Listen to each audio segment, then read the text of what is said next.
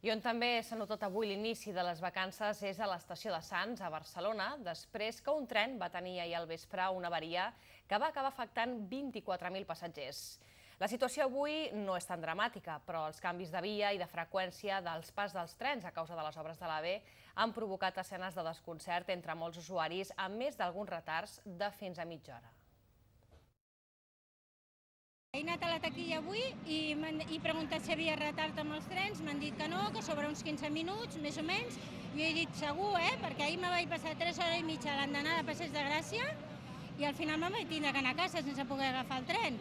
Finalment, el seu tren en direcció a Tortosa surt amb 20 minuts de retard. A l'estació de Sants avui, molts passatgers han fet tots els possibles per evitar que els retards ferroviaris els esgarressin les vacances. Tenemos que coger un tren para el aeropuerto porque tenemos un vuelo para Jordania a las 5 de la tarde y hemos venido con bastante margen. Les vies 9 i 10 de l'estació de Sants han estat les més problemàtiques.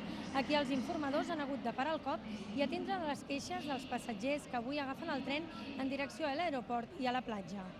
Que la gent se queixa, evidentment... Anda, pasa, cariño, pasa. Estamos bien arreglados. Estamos bien arreglados. Evidentment, per l'usuari no és normal això. Les causes d'aquests retards són les obres al túnel d'entrada de l'alta velocitat a l'estació de Sants. Ha sigut necessari fer una reorganització de les línies del nucli de Rodalies i de vegades es produeixen a l'estació de Sants petites acumulacions de trens d'entrada i de sortida. Les altes temperatures enregistrades avui encara han fet més difícil d'encaixar els retards de Renfe. Sònia Poll, TV3, Barcelona. Ja ho hem vist, doncs, un matí relativament tranquil a l'estació de Sants de Barcelona, però arran del greu incident d'ahir al vespre al servei de Rodalies de Renfe, Esquerra Republicana i Iniciativa per Catalunya demanaran la compareixença de la ministra de Foment, Magdalena Álvarez, al Congrés dels Diputats.